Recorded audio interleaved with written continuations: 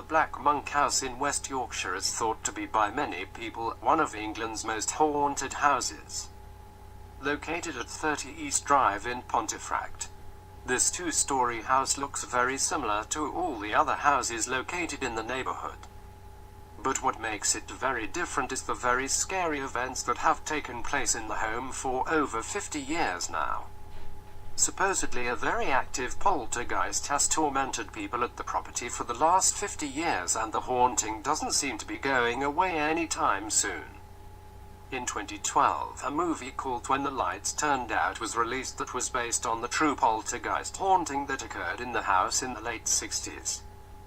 The Pritchard family lived in the house, and in 1966 they began experiencing a lot of paranormal activity in the home.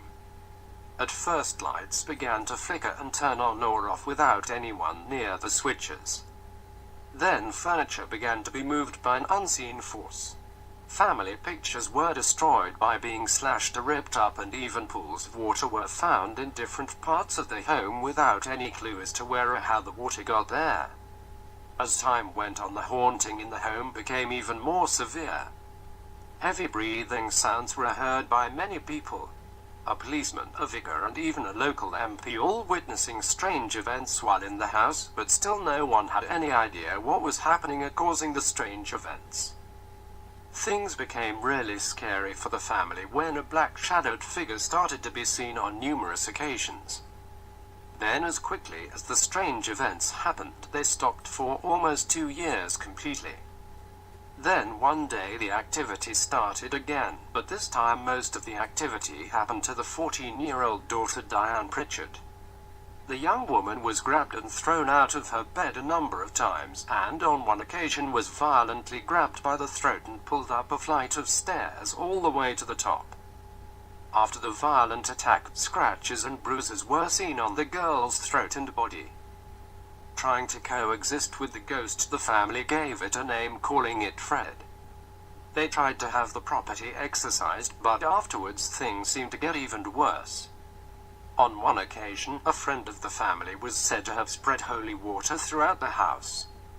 The ghost Fred responded to this by painting upside-down crosses on the walls. Towards the end of the Pritchards' experience, they began to visibly see the tormentor even more often than before. Jean and Jim Pritchard reported seeing it first.